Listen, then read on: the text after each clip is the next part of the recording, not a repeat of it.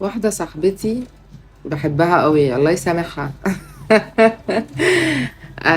وعدتها اخدها معايا الماتش ده. فالطبيعي ان انت ما تلاقيش تيكت، ما تلاقيش ركنة، ما تلاقيش الاستاد والتو، لكن ما تلاقيش الماتش نفسه، يعني الماتش نفسه يتلغي. فحابة اقولها ايه ده.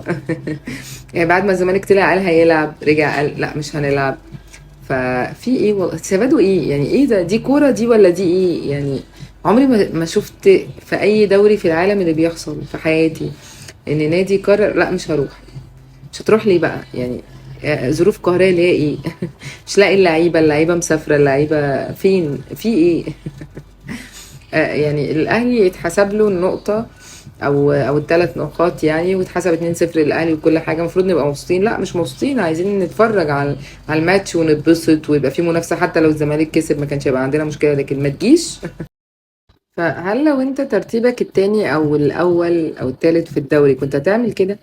هل لو انت مش تلعب الماتش ده، مش تلعب الماتشات الجاية، فهل هتنسحب من الدوري؟